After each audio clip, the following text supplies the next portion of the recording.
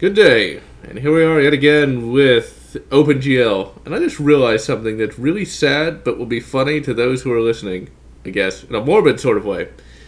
I just realized I'm kind of like Krusty the Clown from The Simpsons. I'm horribly depressed except when I'm on the air, except I'm not on the air, am I? In any event, the man and I are actually going to bring up a fairly interesting topic. It's kind of controversial. Well, it's not as controversial as some of the other stuff we brought up, that's for sure. But it's something that bears thinking about. Spoony, a.k.a. Noah Antweiler, is a famous YouTube personality, / regular internet personality, I guess. And it's well-deserved. It's well-deserved fame. He is a very, very funny entertainer. The only problem is, as of late, he hasn't been doing all that much entertaining, and he's been reaping quite a good amount of money for not doing any entertaining. Now, to put this in perspective, Spoony's making a lot of money. Now, how his personal life is going, I can't really say. But from what little information we actually have, it should theoretically be going fairly well. And, you know, for me, I'm still making some videos now and again. Not many, but some. And practically my life is, well, to not hyperbolize it at all, utterly horrible. Well, it's not as bad as it could be, I will admit. But on a personal level, it's pretty bloody bad. And even I can produce content for you guys, and you guys aren't even paying me. How much money a month, man? Well, just so that people know, at the beginning of the year, it was well above $5,000 per month. But as time passed on and people wised up, currently Spoony is making only $4,220.19 per month. Exactly. So we're basically going to comment on that concept for a moment. Spoony really should be making a lot more videos than he is, because he's getting paid for it. I'm not even really getting paid for it at all, and I'm still doing it because I do feel obligated to you guys who have watched all the videos and who have been supportive in this fairly dark time of my life. You know, Spoony has put out a grand total of 1 video this year, and vlogs do not count. Because in all reality, I don't really buy the bullshit of it takes long to edit. Now, the idea could be that Spoony's videos are so good because he spends so much time and is so meticulous on them, but I don't know if I buy that. Spoony himself... I don't buy that. It would take him, let's say, considering that he has literally more money given to him per month than most Americans do, most, you know, middle and lower class Americans, he could dedicate at the very least like 5 working days to edit a video, which would mean he would at the very least have 1 review out per month, and currently he only has 1 review out for the entire year so far. That's the Massacre at Central High. Exactly. See, here's the thing. This will put it in perspective. $4,000 a month is about $3,000 more than I made a month at my height, and that's with a regular job. That wasn't a Joe job. It was actually a pretty, not a prestigious job, but a pretty high-paying job. So that's kind of crazy when you think about it. But that's the thing is, being a video media creator guy myself. The hardest part of making any video is scripting. If it takes him a week to script a video, it should take him a day to get it done. To get the video done. Because, see, here's the thing. Now, you might be like, John, what about... No. Editing a video doesn't take that long. Now, what if he's really slow at it? Okay, fine.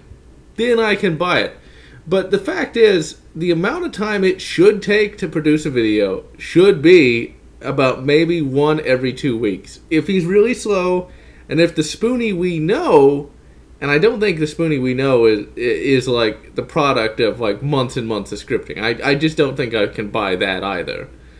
I think the best case in point are his vlogs, because it really lets us see an off-the-cuff Spoony Unless, of course, his brother, the guy who invented the Terminator chip, Miles Bennett Dyson, unless he is scripted too, then I just don't think I think Spoony is one of those people that's kind of like me, in that I don't really script myself. The person that's talking right now is the person that you see in the videos.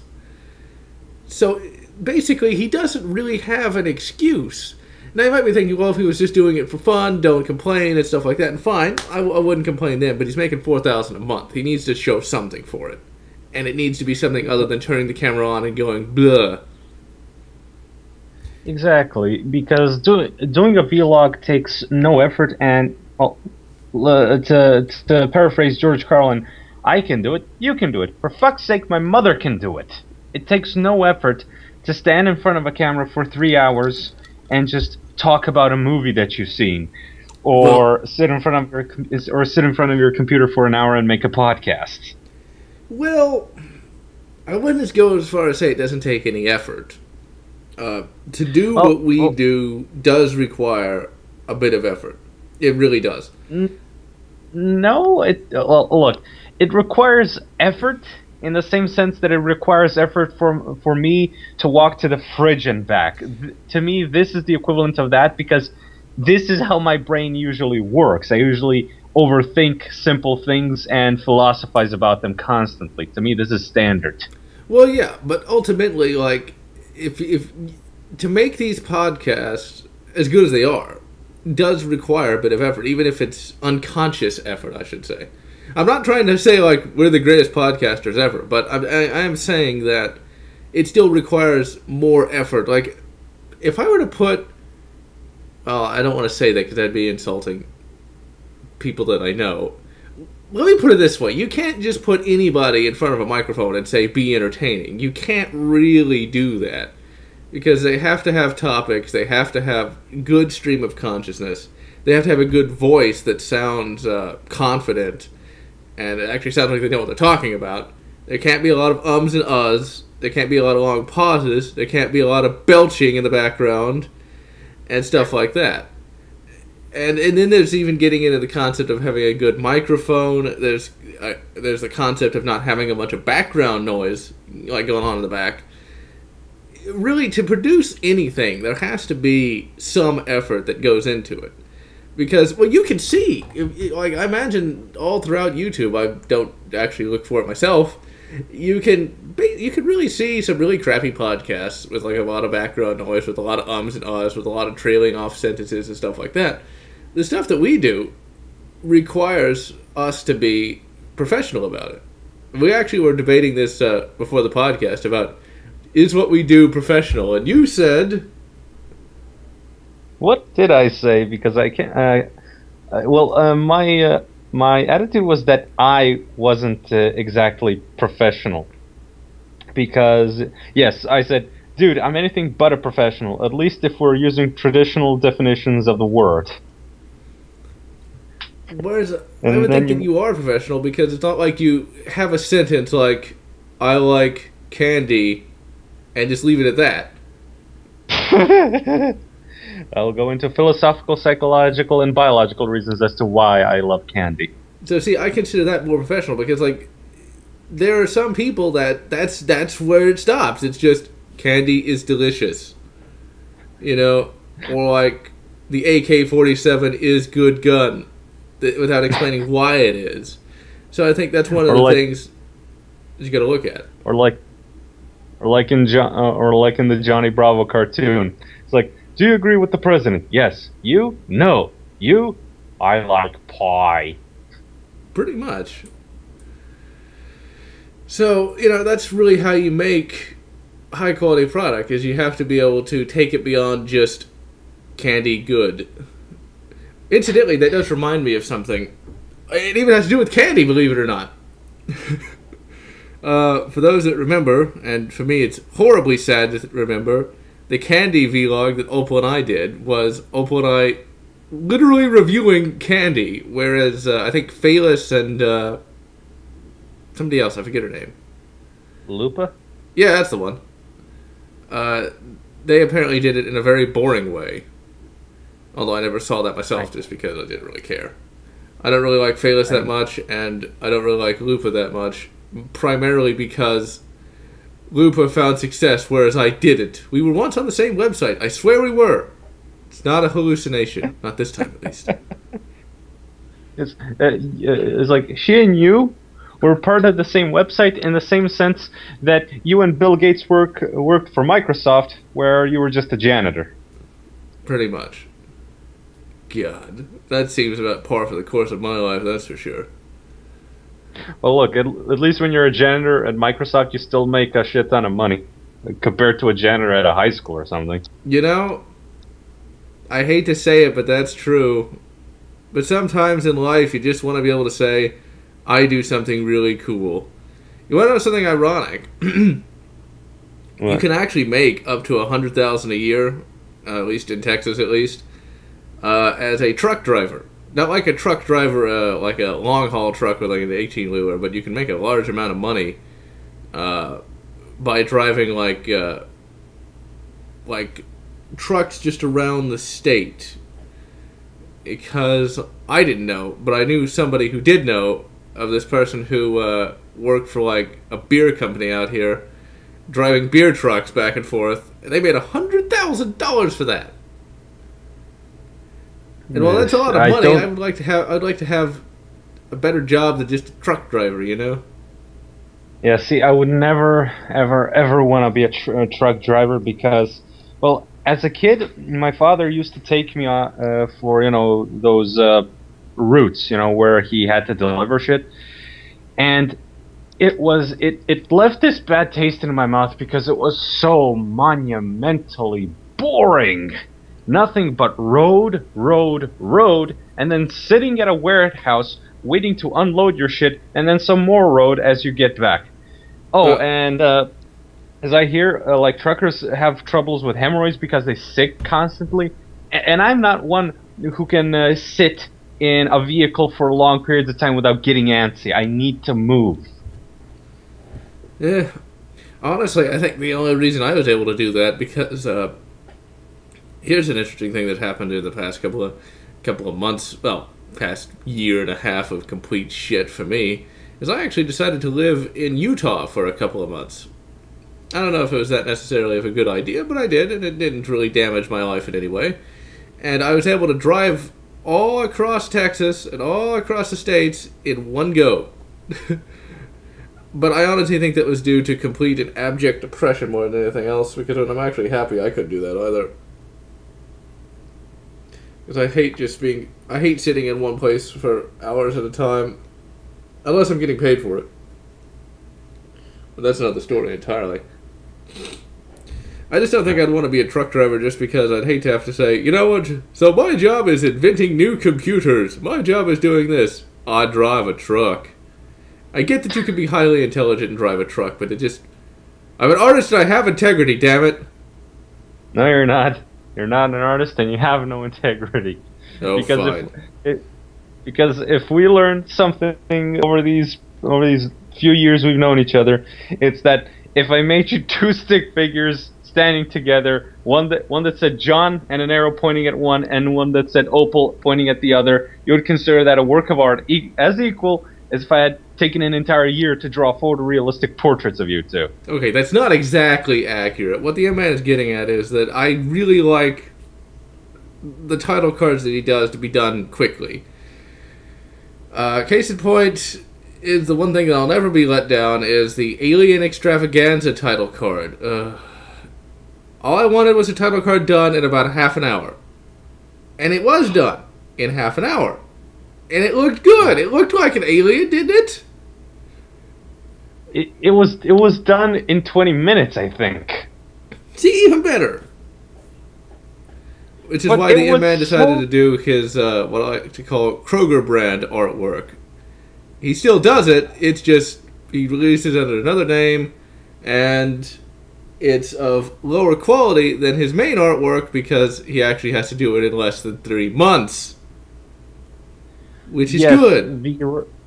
Yes, the Resident Evil title card took me a whole of 4 hours. Because as you'll see, from the first mention and first debut of Keith Ula's artwork, it gradually became better because I demanded that I take more than 10 minutes to draw the fucking thing. Which I guess is good. The thing is, I will say that your mainline artwork, that when you have 2 years to draw a hand, is better.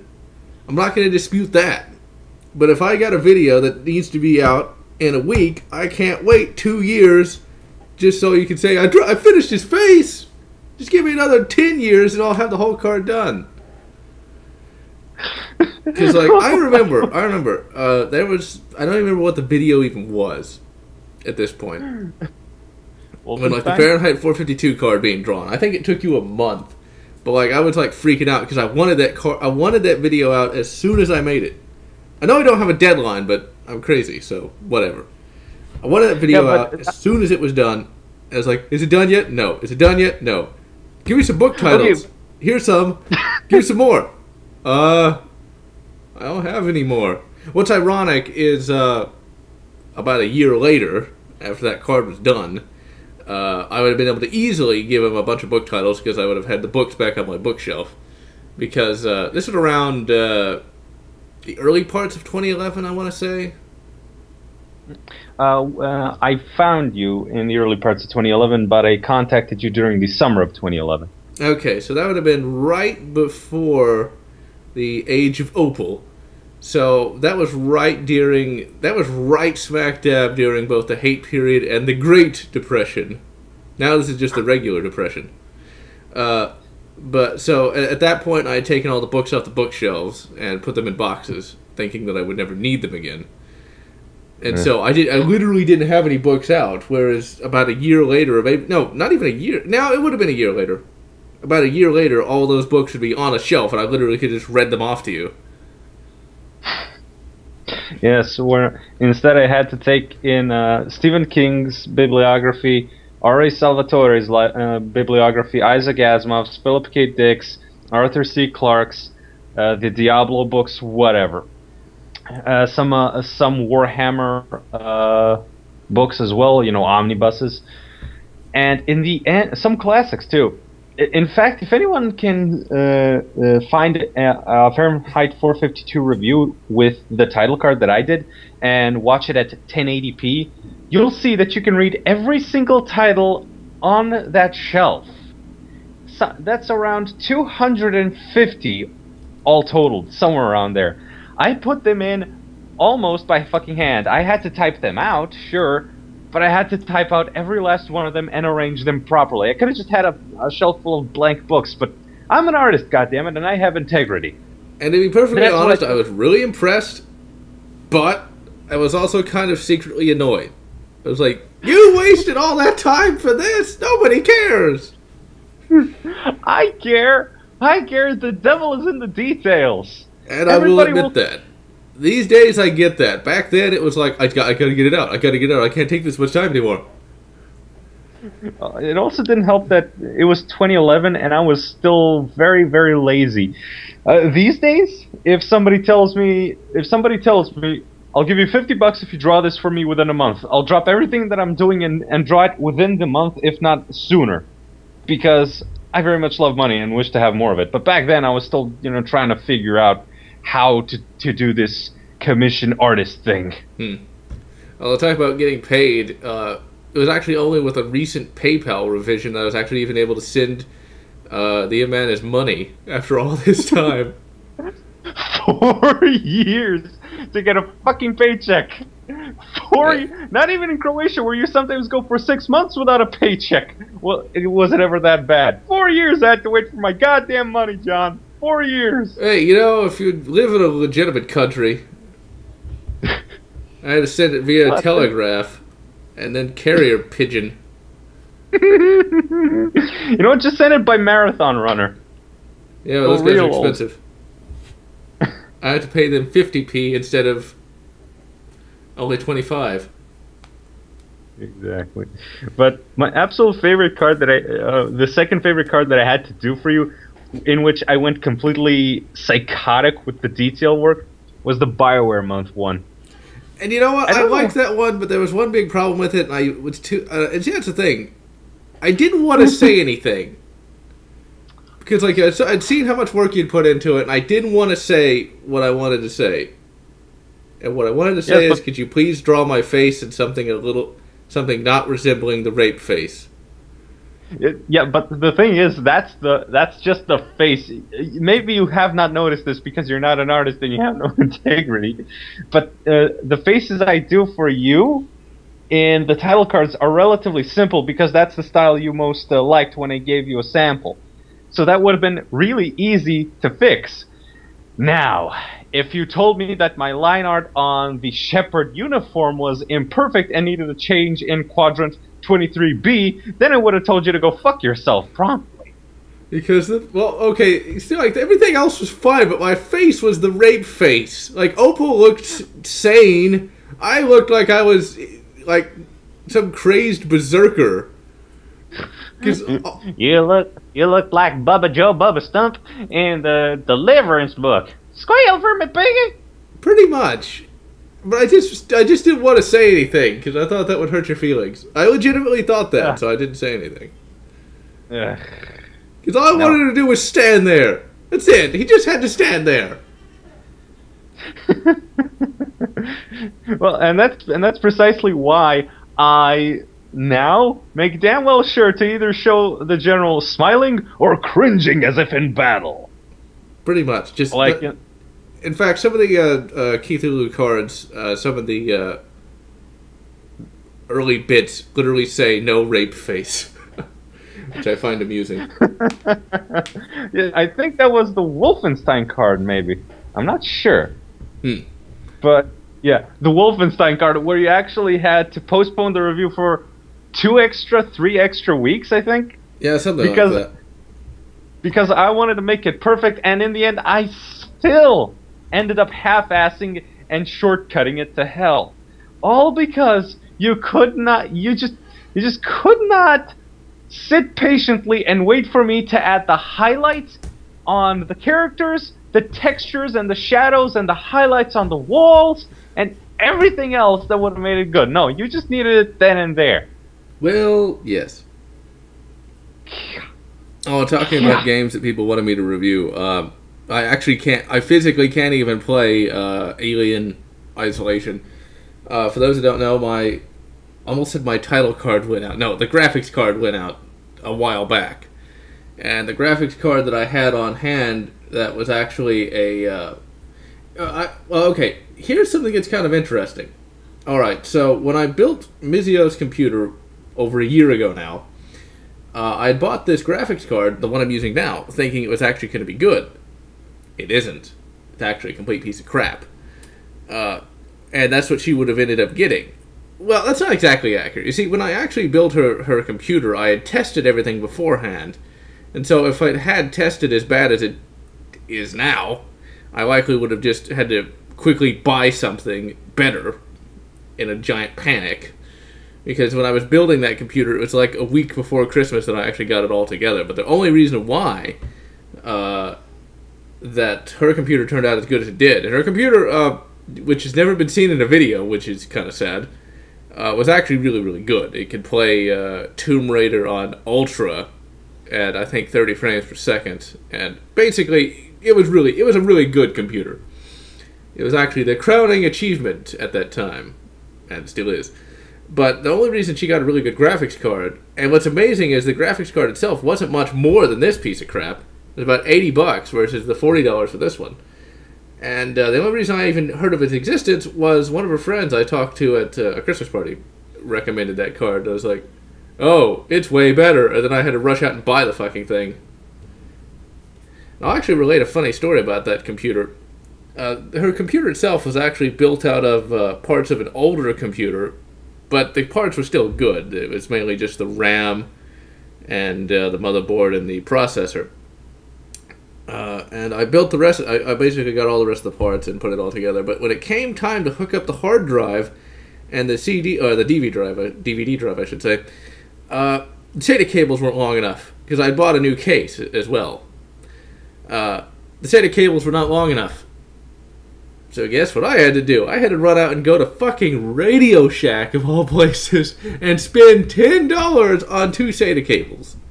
SATA cables I probably could have spent way less, but it was the closest. And at the time, Opal worked at a computer store, and I guess I could have gone there. But that kind of would have meant the jig was up, wouldn't it? Like, can I have these computer parts that are totally not for a computer? So I rushed out and bought those, and like, I was able to get it built in time. She really liked it. It was like, I need these computer parts, but totally not for a computer. Well, what are you doing with them? I'm building a bomb.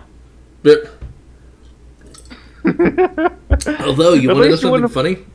Really funny? What? I actually was able to... Okay, so I did need 2 pieces for the computer from the computer store that she worked at. Yeah? Mainly because I couldn't afford it without her employee discount. So you know what I said? What? I need them for other people. But see, here's the problem. I never really have known that many people, especially in Texas. So I was like, my grandparents need new virus protection software. We should buy it. And we did. Little did she know it was for her computer. And then I was like, their Wi-Fi router broke. We need to buy... No, not the Wi-Fi router. The Wi-Fi gubbin. I forget what the thing's called. You're asking the wrong person. I'm literally holding one of them that we had. It's the Wi-Fi dongle, whatever. You plug it into the computer and you can pick up a Wi-Fi signal and get on the internet with that. It's like their Wi-Fi thing broke. They don't use one. We need to buy it. And we did. Incidentally, I was pretty lucky because the computer store she was working at wasn't carrying the faster one that we got. The only reason... Now, for those that aren't computer savvy, you don't want to have to use Wi-Fi because it's slow. It's slower than a hardline in. I use that now, but at the time where we lived together, the router was actually downstairs. And so we had to have like a fucking 50-mile long cable through half the fucking house to reach our computers. So it was just either Wi-Fi or... It's time to start digging a fucking channel. So, and it was fast enough. I mean, we were able to play all the online games and stream. Although streaming did kind of suck like that, though, because it did slow it up a bit. But ultimately, it did what it needed to do. But I was able to get that without her being none the wiser, which made me rather happy. Basically, you want to know something kind of cool? Also, I was actually making so much money off of YouTube at the time, I was able to finance the computer also with that money. I was able to get a monitor, a 23-inch brand new Asus monitor, new keyboard and mouse and mouse pad, all with the YouTube money, which is pretty cool, I thought. Although what's funny about the mouse, also for non-tech savvy people, do not get a wireless mouse. They're complete crap. I learned that out the hard way. It's like Christmas morning comes, I got you a brand new wireless mouse. And Opal's like, thanks, but wireless mice are supposed to be really crappy because of latency issues. It's like, oh. And then she plugged it in. She moved the mouse. 2 minutes later, the mouse cursor moved. Shit, said I at the time. But here's the funny part. This is where the story gets really hilarious for that. So, wireless mouse sucks, right? Had I known that, because the only reason I bought the wireless mouse was like, it's $50. It's gotta be the best, right? Wrong. For $20, I was able to get her a gaming mouse with like all the little clicky micro switches and shit. What? So for half the price, I was able to get a way better mouse. But here's where it's even better. Oh, go on. I keep interrupting. $20 for a gaming mouse. Yep. Fuck off! $50 is the minimum here. Fuck off! But here's the funny bit, though. the wireless shitty mouse, I was able to return it, buy Opal the fancy-ass wireless... Oh, no, it wasn't a wireless gaming mouse. The fancy-ass gaming mouse with the little clicky micro switches. And have enough money left over to get me a brand new controller. for the computer. That was just perfect. Although incidentally, guys, if you want to know what kind of mouse I use a $5 General Electric mouse I bought over 5 years ago. Still alive? Prior to the bad day starting up, I had intended to replace it with a mouse just like Opal's because, well, it was awesome. And the controller that I use, for those that may be curious, is it's a Logitech controller that, there it is, it's a Logitech gamepad F310. The only reason I bought this with that extra money was because I had bought Opal this very same controller, because when I bought her computer, I wanted to buy everything for it. Now, I wasn't able to buy every single thing that I wanted, because I wanted to also get her a fancy microphone like mine, which I wasn't able to do. And I also wanted to get her a, I can't remember what the other thing is now. Actually, no, I think it was just the fancy microphone, that was it. One of the things we did realize was she didn't have any speakers, so if she was playing a game, I couldn't fucking hear it. But I didn't think like she actually needed them. But after a while, I was like, yeah, it would be nice if she had some speakers. But I wasn't able to get those before the bottom fell out. But I basically did buy her every aspect of a brand new computer, from the monitor to the mouse to the keyboard. The keyboard wasn't very fancy; it was just a $10 Logitech keyboard. But a keyboard is a keyboard. If you're an asshole, who shall remain nameless, it's not the man. You can get one of those light-up keyboards. It's like $80, so you can type in the dark. Ooh. What? My question is, why would you ever want to look at your screen in the dark? Now, maybe it's just because my eyes are a bit fucked because I stared at hugely bright screens for a while in the past, but I can't stand watching any screen in the dark, even if I turn the brightness down. It's just horrible. I don't know. And anyone who tells me it's for immersion, no, it's not. I can watch movies on my shitty little, I don't even know how much this is, 12-inch screen, and I can be just as immersed to watching this here as I am in the movie theater. In fact, I'm more immersed here than I am in the movie theater. I hate going to the theater. It's fucking crap. Well, of course, if you went to Alamo Drafthouse, you'd have like ice cream and steak. If I went to Alamo Drafthouse, I'd be too busy eating to watch the movie. No. But no, and see, I shouldn't say that. Not everybody who owns a light-up keyboard or expensive equipment like that is an asshole. That's disingenuous on my part. It's just the one person I knew who did have all that shit was one of those people that was like, "Ooh, look at my light-up keyboard." Aren't I hot shit? It's like, dude, it's just a light-up keyboard.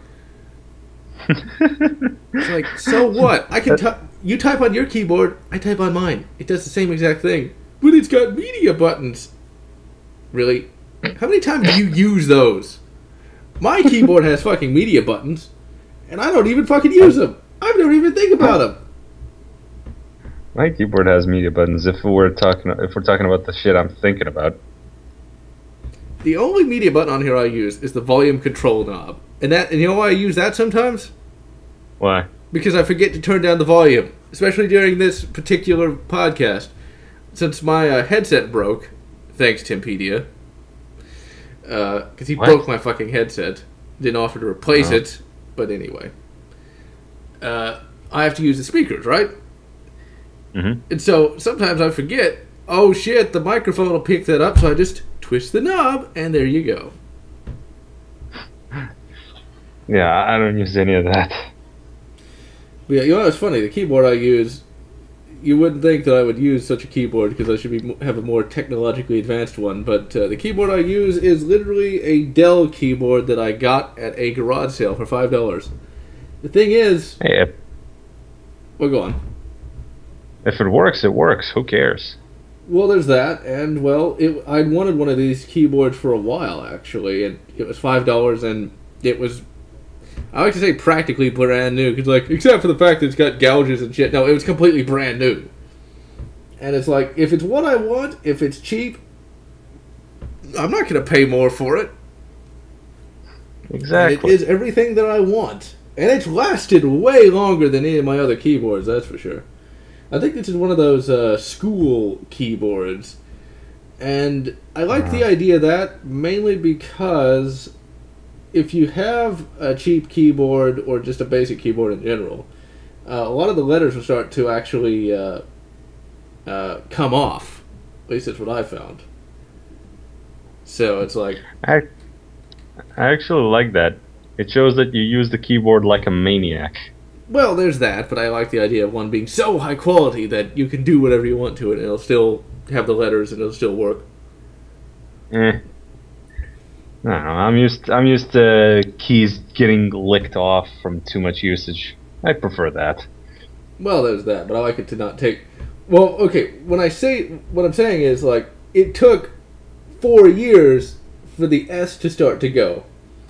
Whereas in a lot of my other keyboards, it took, like, a year or less.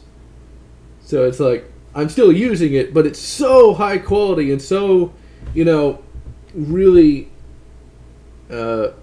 sturdy that it's not going away. It's kind of like the difference between, and segueing into an interesting topic, the AK-47 versus the M16, a topic the M-Man knows nothing about.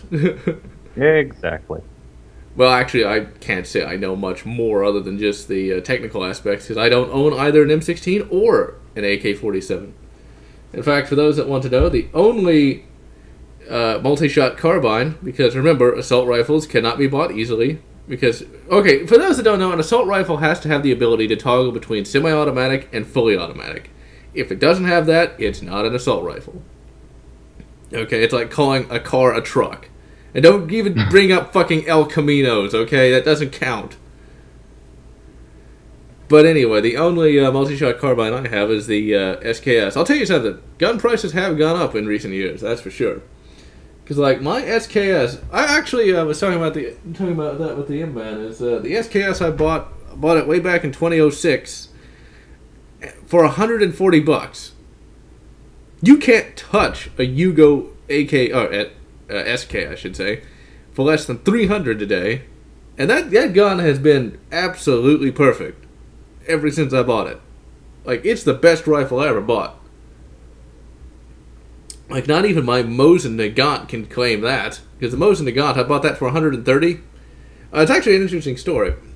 Okay, so I went to a gun show because I had more money at that time. Well, more money isn't accurate. I was working as a janitor at a grocery store. Yes, graduate at, not the top of my class, but graduate at a very high position in your class, all advanced classes, and what do I get to be? A guy who pushes a mop. That really made me feel good. But hey, a job's a job, I ain't gonna complain. Money's money, and it all spends the same. And so I went to a gun show, wanting to get a bolt-action rifle. And I basically came up between two guns. A Lee Enfield. Do you know what a Lee Enfield is? I can tell from context that it shoots stuff. Okay, for those who don't know what a Lee Enfield is, because I gotta realize that not everybody knows guns like I do. Lee Enfields are rifles that were used by the British during the First and Second World Wars and several other wars and things of that nature. It's a highly sturdy and it's a really cool design. It's not supposedly as good as the Mauser design. Look it up. Google it, goddammit. Anyway, the best part about it is, and the only reason I really wanted it was because I thought I liked the way it looked, I liked the caliber it shot, and unlike with other bolt-action rifles, it could hold 10 bullets instead of 5. So it came up between that one and the Mosin Nagant. Now, I'd already studied the Mosin Nagant, and I wanted it because of one great reason. It was cheap. And, well, it came time to get one, and at the time I probably should have just waited and tried to find a better deal, but I wanted a rifle right then. So, instead of buying the Lee Enfield, which was $160, I only had $150. I bought the Mosin Nagant, which was $130. And I've had no end to problems with that particular rifle. First, it wouldn't cycle right, because there was some cosmoline on the bore, although I didn't know that at the time. I thought I had, like, sticky bolt, and so I ended up, like, polishing out the bolt, which, incidentally, wasn't a bad idea, but it didn't help. ultimately, when I learned that it was a bit of cosmoline, that annoyed me to no end. And then there was a time I thought that I'd accidentally shot corrosive ammo and forgot to clean it, and thought the bore was rusted up. It wasn't. But still, I prefer the SKS to the Mosin any day. And that's the Gunshot Playhouse. So, yeah, man, what's a topic that you know that I know nothing about? Actually, that is a very good question. Because I've talked to you about most topics that I know of and you don't, so you have at least some small measure of knowledge in them. Shit. Then how about the art vertex of 3.2105? What the fuck are you talking about? Are you even speaking English at this point? It's actually Spanish. Not really. But no, because there is some stuff that you mentioned that's art related that makes absolutely no sense. Like some sort of weird shading crap. That like it's all this technical jargon like candy good. Can I have chocolate bar? The only technical jargon I know of, or at the very least that I can think of at the top of my head right now, is chiaroscuro, and that's about it. There's also the golden cut, if I'm not mistaken. Though I think you know what the golden cut is, or shit. Is that what you guys call it in English? The golden cut? Sure it is. The golden cut. That's the cuttiest golden I've ever seen in my life. The golden ratio, that's what you guys call it. Sure. The ratio to gold to silver is gold number 1. I don't know what that even means. How does that pertain to art? Is that like yellow balance or something? Look, I couldn't even really describe it. It's been fucking ages since I studied art in any sort of capacity, and even back then I didn't really study it. I just sort of pedaled around through the classes, making my way. It's like so basically, it's like I just asked you to define the word "the." Pretty much. Okay, basically, the golden ratio. It's when you got a rectangle, right? Then you make a square. Then you make a square out of it. Then out of the remaining part you make another square. And out of that remaining part you make a square. And out of the remaining part you make a square. And the other remaining part you make a square ad nauseum. It's art. You lost me at make a rectangle. But even I don't know. Even I don't know this shit because okay, the golden ratio, it doesn't really help me when I'm making my own art, because half this shit is just me going, this looks cool or this doesn't look cool because I know in my head how I want it to look, and if it doesn't fit that picture, it ain't fucking good enough. Now I know that there's this thing called I know there's the fuck, I don't even know what it's called. It's when you divide a picture into 9 parts and that shit. I know that there's the philosophy of composition in terms of that and whatnot, but really I'm in direct opposition to my usual demeanor where I love to plan everything out. With art, I mostly just wing it to some extent. Which is not a bad idea because it allows for a more natural design, I'd imagine, is the best way to say it. Yes, but in the end, if I want to create something specific, I do a lot of trial and error, and that annoys me. So sometimes planning out is really, really good. Hence why I would not be that good of an artist for an ongoing series unless I knew every last thing that was going to be drawn in advance. Or at the very least, if that was my absolute full-time job with an amazing pay, so that I didn't have to leave the apartment even once, and just had to sit at my desk just using Google Maps to, know how to draw a certain building. That's it. Because my main problem is still backgrounds. Because here's the thing. My drawing desk is... How long would this be? It's literally 2 feet by 1. That's the surface I'm working on. Whereas a regular drawing desk is like 4 feet by 3 or so, so that you can actually, make the vanishing points properly, instead of half-assedly the way I do on my little last desk. That's my main problem. Just the fucking backgrounds. They're slightly more easily to do in a digital form, because the surface I'm working on it can either get really small or really huge depending on how I want it, just by virtue of zooming in and zooming out. But in real life, it's not that easy. And mind you, I actually looked on ads for drawing desks, the kinds that I want. Most brick and mortar stores, most regular stores that have either desks or technical material for building stuff and whatnot, so those don't have drawing desks. Not even art supply stores have those. They don't even have a number that you can call where you can get one of those, custom made or anything.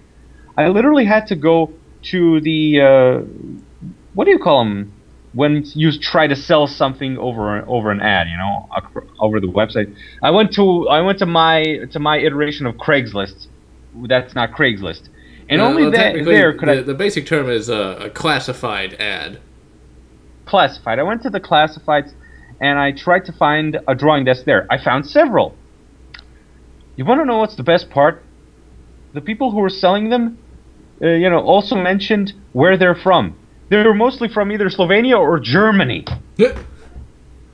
Now, mind you, I don't exactly feel like going all the fucking way to Slovenia, having somebody loan me their fucking car so that I can take the desk, this huge-ass fucking thing, like ram it into the back part of the car. I can't even remember, the boot. Ram it into the boot of the car and then drive all the way back over here just so I can draw properly. It's kind of annoying.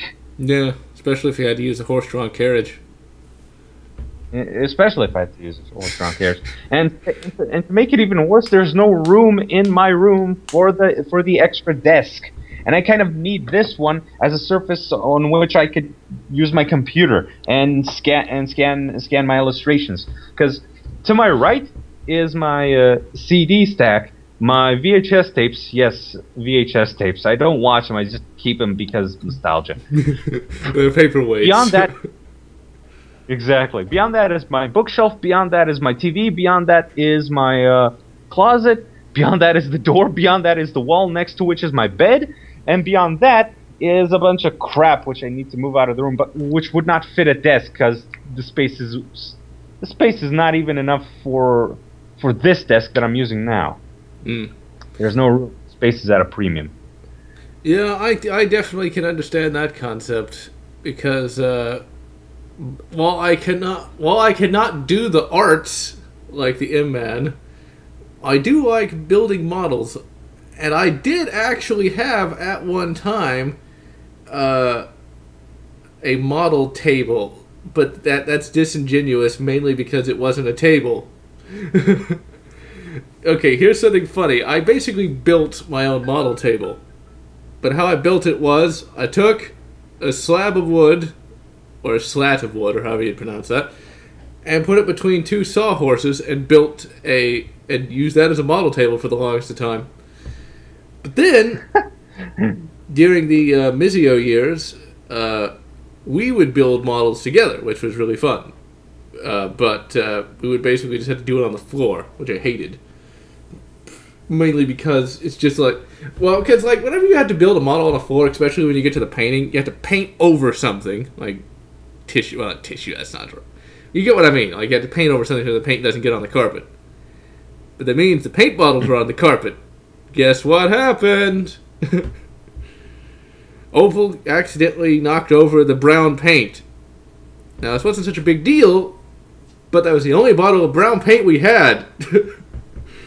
But no, knocked over the brown paint, and it was really hard to clean up, but we did eventually clean it up with like some sort of super powerful chemical that if it touched your skin, you'd fucking melt.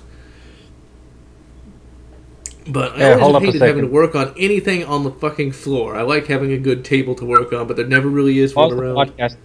Pause the podcast. I'll be back in a sec. And we're back. The man apparently was hearing voices telling him to go shoot the prey. I mean, never mind. But seriously, though.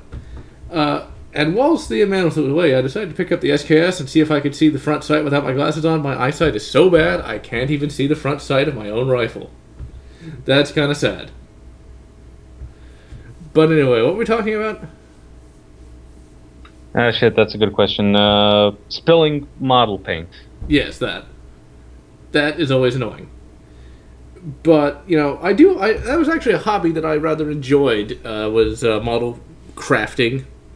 In fact, Mizio and I had actually built up a huge stock of model kits prior to the bad days starting up. One kit in particular I was really looking forward to getting to work on was of a large model of the original Enterprise. The one from the 1960s, not the one from 2009, even though I kind of like that design. That design really grew on me. One thing, talking about Christmas of 2013, one thing that Mizio got me was a model of the USS Kelvin. That design has also grown on me. Even though the primary warp nacelle is on the wrong part of the ship. Actually, wait, no, it is on the right part of the ship. It's just there's a... The engineering hull isn't... It shouldn't be there. It just looks weird, but I kind of like the design now. And I always remembered about something about Star Trek 11, is I always had to try to find a way to justify that series. And these days, it's an alternate universe, or just, you know, the 24th century equivalent to our World War II dramatizations. You know? Like in some of those shows, you could see, like, modern missile destroyers and shit, even though they shouldn't actually exist at the time. But that's all they got. I'll just nod my head and smile politely. Oh, fine. But yeah, can't see the front sight of my own rifle. Although my eyesight's actually pretty fucking terrible. Like I can actually see stuff so long as it's like barely in front of my face. Anything past like a few inches from my eye, I can't see. And believe me, ladies and gentlemen, I've thought about actually getting LASIK eye surgery, but that stuff ain't cheap. To get both eyes fixed, it'd be $4,000, and that's something you don't want to cheap out on. That's fucking eyes.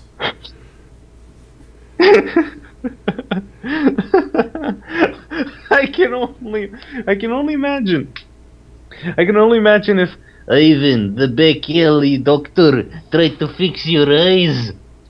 It's like what? It's like one would be enlarged, the other one would be purple, and you would see shit. Well, I'd see even worse now. It's like, I can only distinguish light and color. I can't really tell what it is, though. It's like, do not worry. Ivan have good donors, good, strong teeth. Won many races on the racetrack. Got Ivan this practice here. But this is a back alley with a table. Exactly. Cost me 25 rubles. That's just wrong. You know, that is something I've always wondered. When will we actually get fully artificial eyes that are actually really good?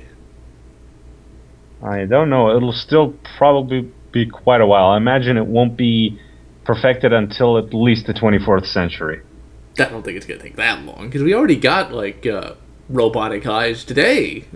They're not very good. Okay, what I meant by perfected, I meant, you know, have it be easily accessible and relatively easily affordable by Joe Schmo. No, yeah, that probably would take a while. I don't know if it would take that long, but I imagine if we actually did have really good artificial eyes, like maybe Bill Gates could get one, and if Steve Jobs were alive, maybe him.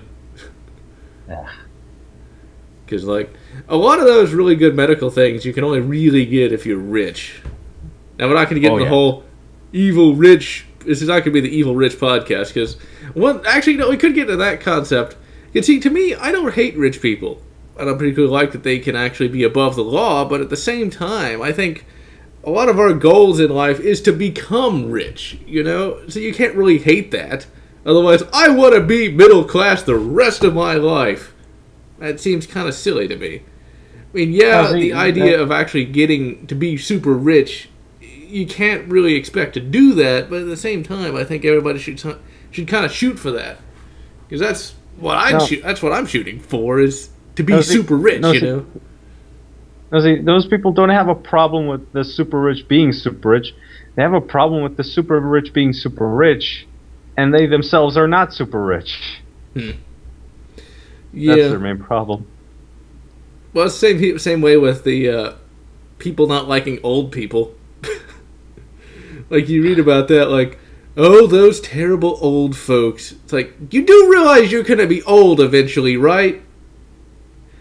It's short-sighted thinking like that annoys me more than anything else, you know? I never understood that. Well, then again, my family is relatively close-knit, let's say, and I had a grandmother and a grandfather, and so one of each. The grandfather on my father's side died when I was 2, and my grandmother on my mother's side is now currently dead. So now I only have a grandfather on my mother's side and a grandmother on my... Fuck, I fucked myself up. Yeah, never mind. I'm confused too. Let's continue. Just moving keep on. Going, but the idea, but I don't like the. I just have always found it annoying that so many people these days are so short-sighted. It's like, I shit you not. There are 2 things from college that I remember quite distinctly that really made me just roll my eyes, and that's being nice. Number 1, the person who asked me who the colonists were. So all my fans in all the various countries, without looking up anything on Google, who were the colonists in America? Who were they? People colonized the American continent? Yeah. Somebody asked me that. And back then I was an asshole.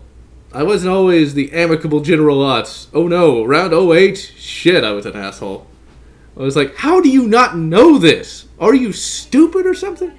And yeah, I recognize that was a really asshole thing to say, but at the same time, it's just, well, you're in the same history class I am.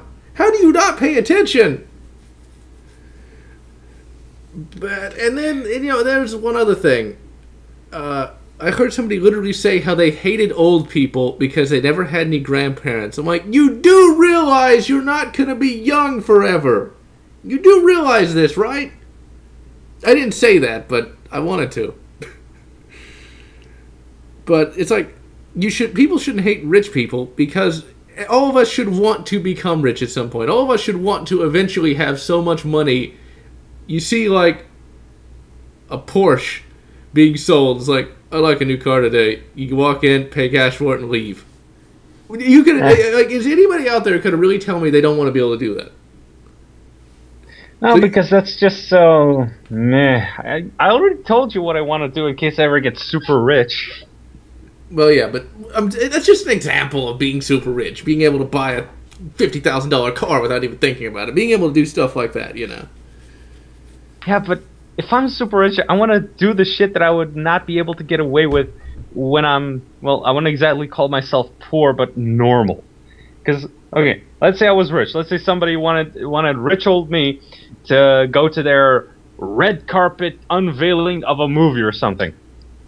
I'll basically come dressed as the most pimpingest pimp with at least 10 kilos of jewelry on me and a cane that's shaped like a dick. Okay, see that would be funny. I've always harbored desires to be famous just so I can subvert all the fame tropes. Because I've always asked the question, why do these people act so robotic? Because what are they gonna do? Call the cops? He's not acting normal. Fucking bribe the cops. I'll give you $1,000 not to take me to jail for not being normal. Although that's a problem, though. I say that as a joke, but at the same time, a cop shouldn't take a bribe anyway. Because actually, talking about... I'm not going to get into the content of bad cops. Because once again, I still believe that there is a backbone that's completely unsung in the country. And in all countries, you know. But there's actually a case in Texas. Rich kid ran over somebody. Got away with, like, community service or something like that. That, I think, is complete bullshit. I have a feeling his parentage helped that out. See, that's why, like, I can understand why you'd hate rich people that do that. but at the same time to not want to be rich is to be kind of... Once again, would you rather live in a giant mansion or would you rather live in a one-room apartment? Obviously, this is just complete generalizations, but let's face it. Being rich is something we all should aspire to, you know? Because we should all aspire to more than what we have, you know? At the same time, I recognize that we should all not try to just use each other to get power or to get fame or to get fortune either. But if through your own hard work and determination you eventually become rich, you shouldn't be hated for that. You should be celebrated for that. It's just the people that use their power or their prestige in a way that exploits others. That's the wrong thing to do. That's the bad part about the rich in the country. I don't know. Rebuttal? No rebuttal. I agree. Pretty much. Well, world is fucked, in short. I don't know if it's fucked, but I would say that, you know, I can understand where a lot of people come from when they talk about rich people being bad, but at the same time, my grandfather, who isn't rich in any way, shape, or form, is one of those people who was able to work up from nothing to actually get something. And he actually put it in perspective. If you didn't have rich people who owned businesses, where would the jobs actually come from? You know? Yeah, but here's the thing. He grew up in an era where advancing your job came from you being good at it and wanting to advance, rather than knowing the son of the man, of the daughter, of the wife, of the father, of the mother, of the cousin, of the guy who went to jail with the dude whom you know who runs the company. Well, yeah, there's a problem with that, because I know of some people who know of people who got, like, these really high-paying jobs because, like, their father knew the owner of the company. And, like, they're really shitty at their job, they get high at their job, stuff like that. So there's that, but I don't really know how you'd fix that, you know? That's the thing, it's like, we need to tear it all down and build it back up. How are you going to do that? What are you going to replace it with? That's my question. You really can't just fix it like that. It's a problem with the culture and the people themselves. They need to grow a higher standard, in short. But they're not going to do that. And, you know, the thing about not studying history is people don't realize what... I don't like to harp on, like, the Soviet Union or anything, but that's like... That was a revolution, right? That worked. 30 million dead later. And even then it didn't work because it collapsed entirely. But they tore it all down and built it... Oh, wait.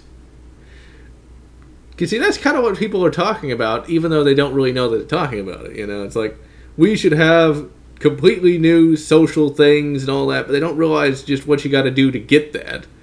And it's not going to work anyway. I think, because I actually have done some study of the Soviet Union as of late, just because I was curious, again. Because back when I was growing up, I always watched PBS, and they did a lot of things on, like, Stalin and things of that nature. It's a really depressing watch, if ever you actually watch anything on Stalin, or the Soviet Union in general. Because it just goes to show you the depths of which humanity can sink, and it really can make you feel really depressed. Because, like, you learn about whole forest filled with mass graves. That's fun to watch. Or, like, forced labor. Forced labor is a good example of how that doesn't work. Because, like, Stalin wanted this canal, right? Used, I think, like 10,000 people died building it. Canal is a piece of crap. The thing is, you know, it's like, when people bring up the concepts of revolutions and, like, we need to tear down the whole rotten edifice and build a new one, how are you going to do that? And what are you going to build to replace it? And it always seems like with any revolution, all you get is something worse than you had to begin with, you know? And I think people need to start wising up to that concept. But they aren't, because they don't fucking study history. Ugh. I don't know. That's always been the problem with people, is they just want to shout as loud... I like to call it shouting out slogans. They want to shout out a bunch of slogans, but not actually have to do anything with it. Drink Pepsi! Okay, but how does it fix anything? Pepsi! It's like, okay, Pepsi? I'm for a Coke. Actually, to be perfectly honest, when it comes to soda, I like Pepsi more than Coke. I feel that Pepsi has a bit more of a bite to it than Coke does. Coke just tastes so bland and generic. Whereas I prefer Sprite. Well, yeah, but I'm talking like caramel-colored drinks, because like Sprite's the best. I like Sprite even more than fucking Mountain Dew. Unless it's like Mountain Dew made with legitimate sugar. We moved on from the Soviet Union and the deaths of millions to the soda discussion hour. Exactly. We discuss the absolute best drink ever made by humans. Mountain Dew.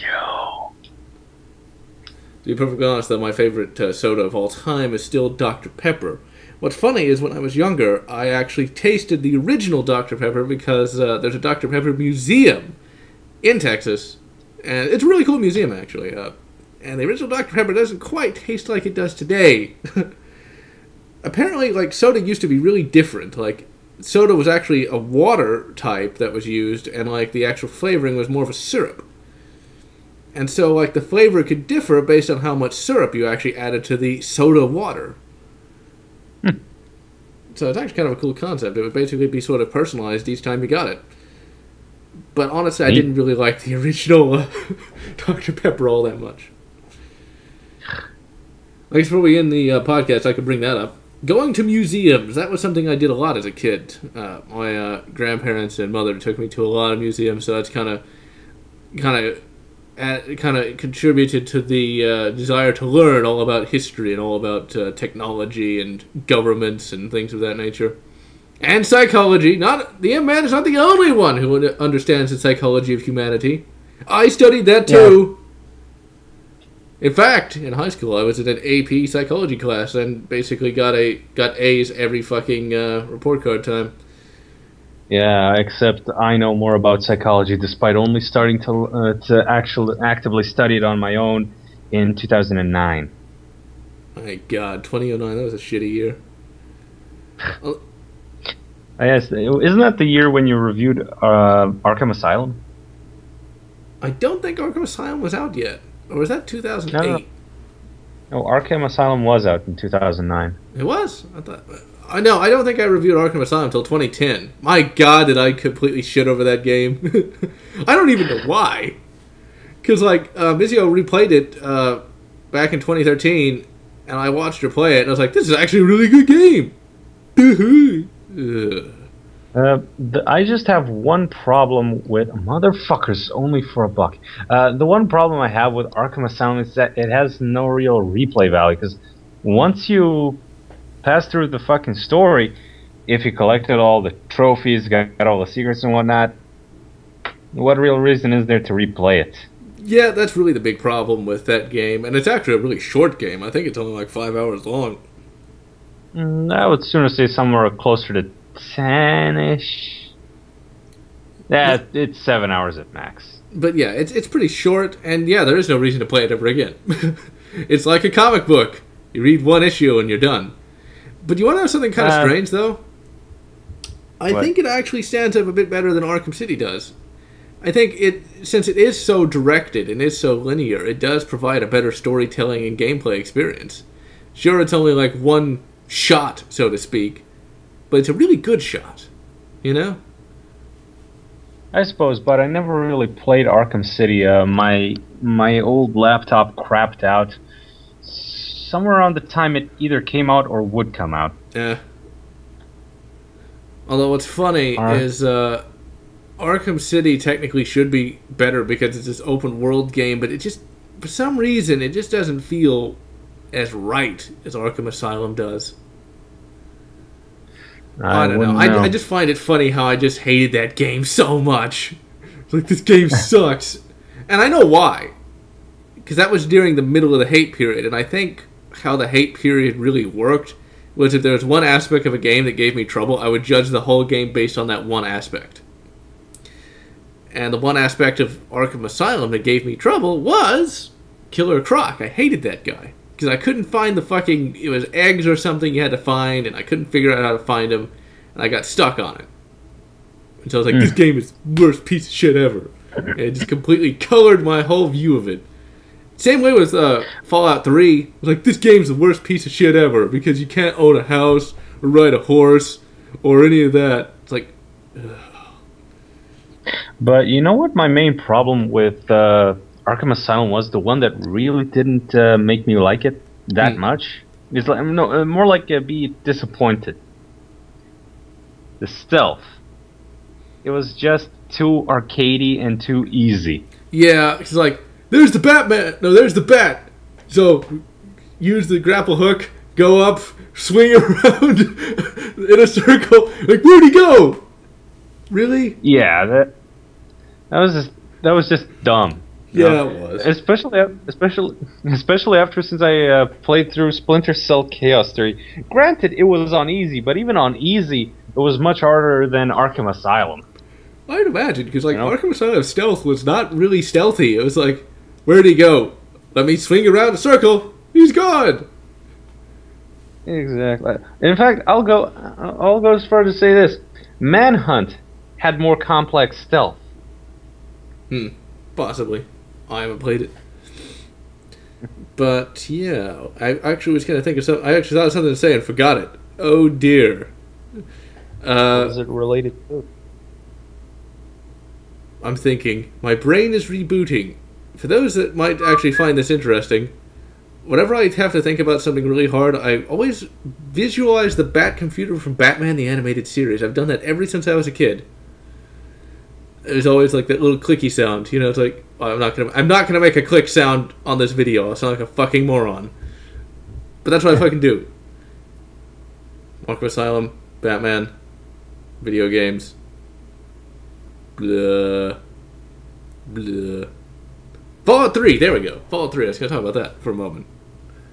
The time I realized that I liked Fallout 3 a lot was when I was literally describing the game to Mizzy. I was like, oh yeah, and you can do this, and you can do that, and like, there's this quest where like you have to help these people get into a building, but you got to be really careful about it because like, technically, who you think is the good guy technically isn't the good guy, and so if you help them, like, a lot of people are going to get killed, and like, I basically just went on and on about how great the game was, and Mizio basically pointed out the obvious concept of, it sounds like you really like the game, and I'm like, holy shit, you're right. Although I will admit that Fallout New Vegas is a lot better than Fallout 3. It basically improves every single problem that Fallout 3 had.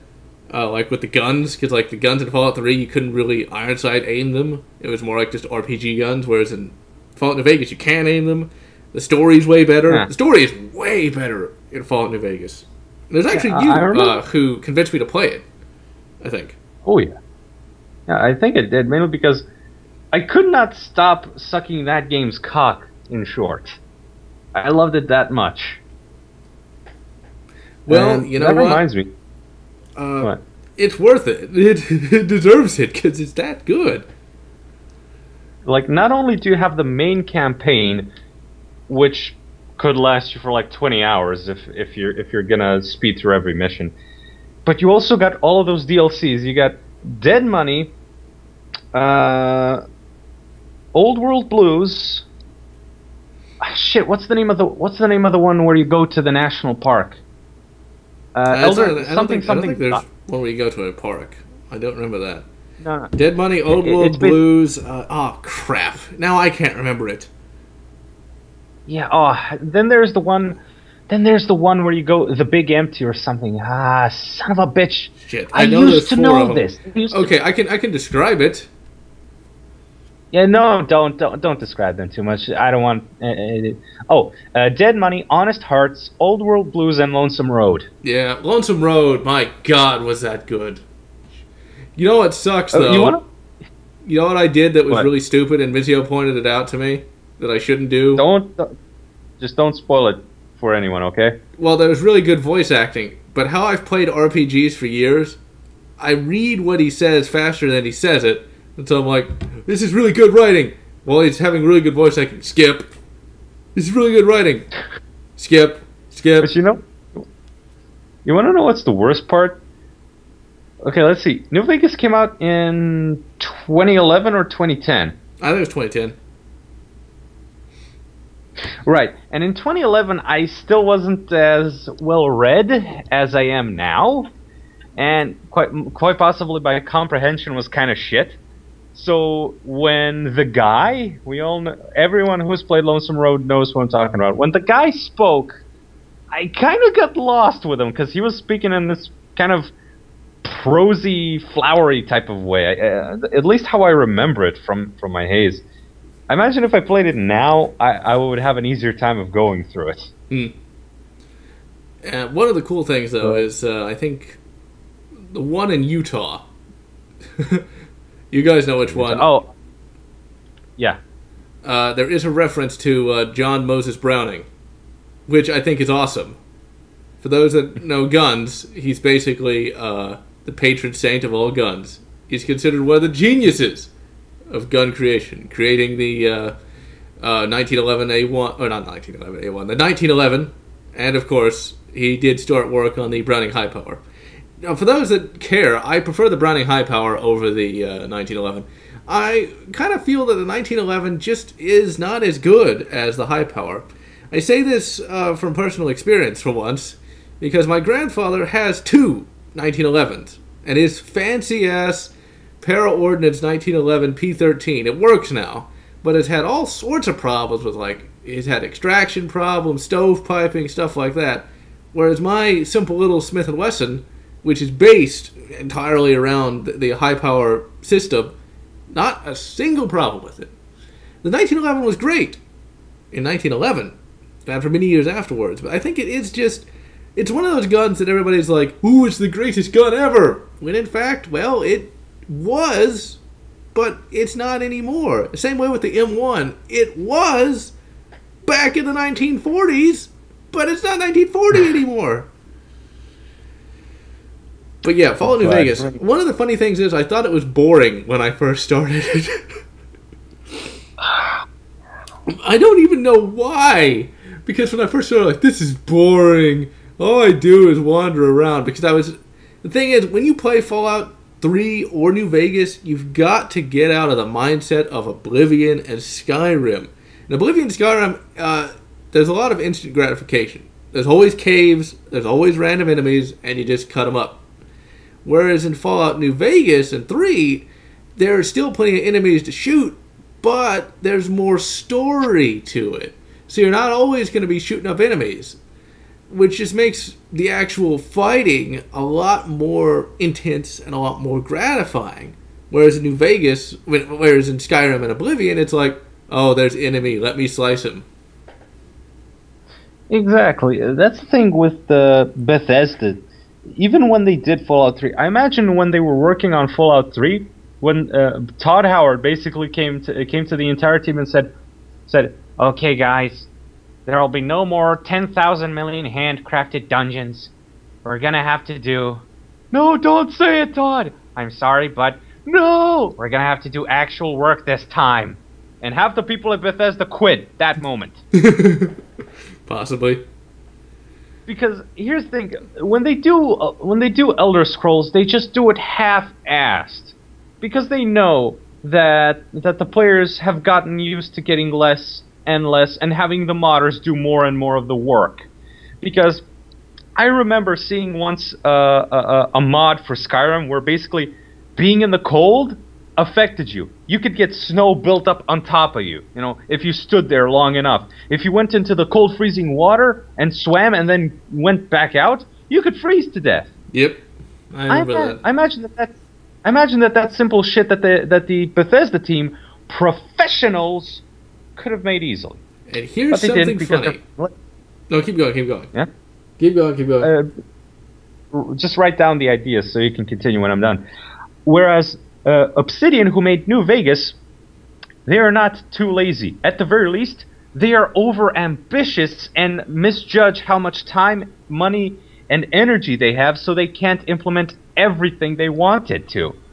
And quite honestly, I would rather have over-ambitious people who can't judge their budgets too well, to people who have an enormous budget, spend like 10% of it on development and 90% on marketing, which is what I swear happened with Skyrim, who basically just make a shit game, not a shit game, a game that works that was, you know, half-assed. Fuck. Because here's the thing. with Fallout New Vegas, like my best deal, the DLC that I love the most is Dead Money because it's so different. And even all the other DLCs, which I don't think are as great as Dead Money, I still love them because I can see the craft, the quality, the attention to detail that went into all of it, and I love it for it. With Bethesda, like Fallout 3, it's like everything is green. Why? Because there was a nuclear war that happened. Never mind you that it happened 200 years ago or some shit. That doesn't fucking matter. Who gives a fuck? Exactly. I think when you think about it, when you actually get Oblivion or Skyrim or even Morrowind and get it on a console, you're only getting a fraction of the content, really. Because the only way Skyrim and Oblivion and even Morrowind actually can be really, really good is with a lot of mods. Whereas if you pop in Fallout New Vegas on any system, you get the full experience. Yeah, the mods help, but they're not really changing the game fundamentally. You don't, because the game itself is already there. Really, Oblivion and Skyrim both are a framework for excellence, I guess is the best way to say it. It's the base game isn't that good, but it's good enough. But with mods, it becomes the greatest game ever. But it requires the modders to actually do the work, which I think is kind of... They do free unpaid work to basically bring you content that the developers themselves just either won't do or pour all the money into Skyrim 1. You know? Although Exactly. we may mock Elder Scrolls, but it does indeed have the Elder Scrolls anthology. Look! When I was in Slovenia a few weeks ago, I saw the Elder Scrolls whatever anthology collection, everything from Elder Scrolls 1 to Skyrim. If I had the money and a machine to play it on, I would have bought it then and there, right, without thinking. Well, yeah. They're not bad games, just they're made by lazy people. They're not bad games, but they don't deserve the title Most Legendary Game Ever. Because they're not. Because they themselves, the developers, didn't make it that way. The fans did. Well, okay, I mentioned that the first and second game for the time were nothing but pure work, sweat, blood, and tears. Well, I'm not mentioning those, because these days they're not as relevant as Oblivion and Skyrim are. Yeah, but Oblivion and Skyrim were just so... incomplete, done so. From what? Well, Skyrim is a step in the right direction because from what I've seen, it's a hell of a lot more complex than Oblivion, at least with the dialogue. Yeah, it is. Even if it's very simple, you're not gonna see the thing about. We're actually running on pretty far, so we'll wrap it up here pretty quick. But Skyrim, you can persuade people. That's it. Oh my God, that's the most amazing advancement since the sword swing, whereas in Fallout New Vegas, your responses are actually based around skills. So like if you got a high weapon skill, you could say, don't shoot yourself in the foot. Or if you have a low weapon skill, it's like, shoot yourself in the foot and dance around. That's pretty cool, I always thought, because it's where you actually are creating your own character through what you level up and what you do. Exactly. Although, for anyone who's thinking of playing Fallout, my personal advice is put points into diplomacy and medicine, first and foremost. I never put anything into medicine, but yeah. I agree with that first bit. Yep. Because diplomacy is one of the most fun ways to play Fallout, because like, otherwise it's just shooty. And shooty is fun. It's just that being able to manipulate the enemy is far better. Because then you get what you want without shedding any blood. Yep. I'll never forget one of my favorite things to do in Dragon Age Origins, though. Is you come across some bandits, and you can actually, through persuade, get them to give you money. I love that. Yeah.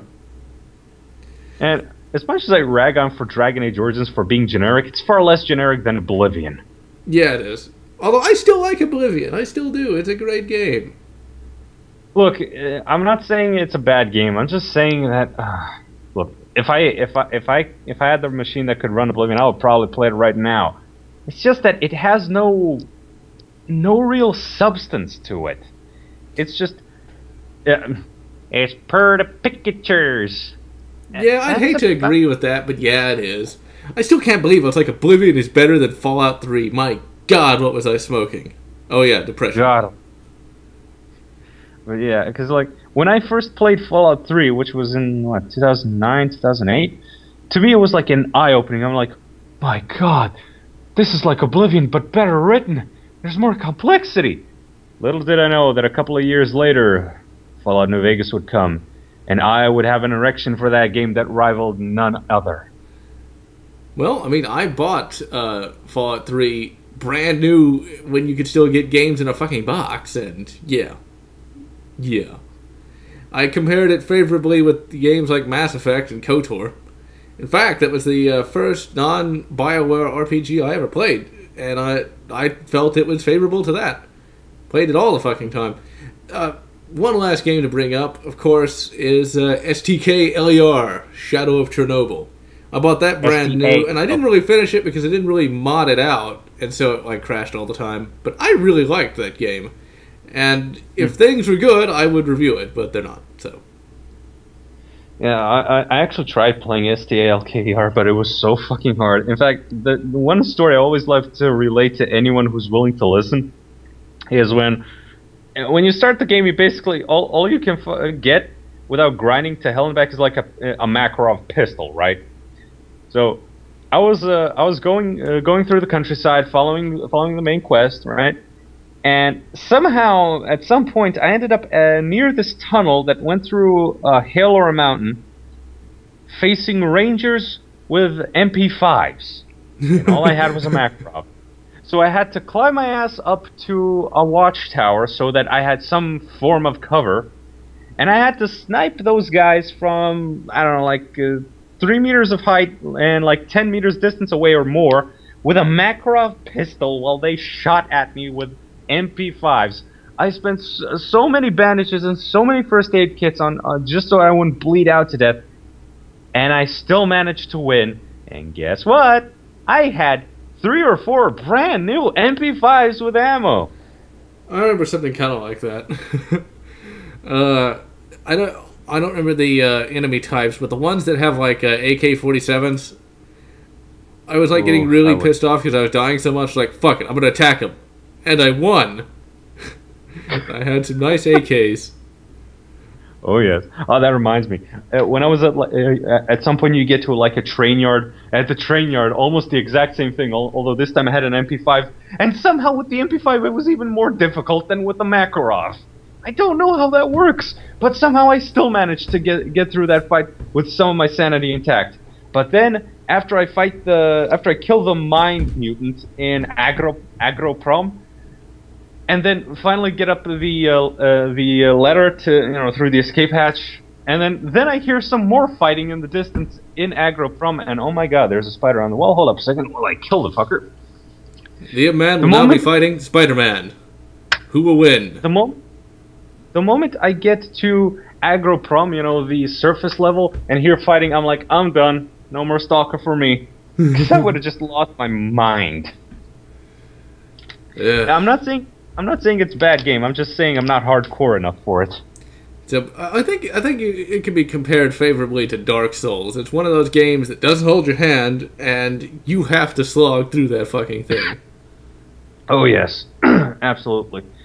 It makes you work for every last victory. That's what makes it so much fun, because you can relay stories like this to your friends. It's like, I spent half an hour sniping those assholes with a pistol. Yeah, pretty much. That makes me want to find the fucking game disc. Because, actually, I don't know if my computer could run it. Ugh. There was a time, ladies and gentlemen, a good time, when my computer could run everything. It could almost run the latest... No, well, I was going to say the latest. It could almost run Shadow of Mordor completely maxed. Completely maxed.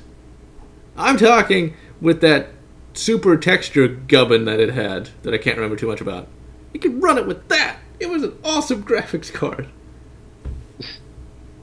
It was so powerful. It was so big that it literally took up 2 fucking slots on my motherboard.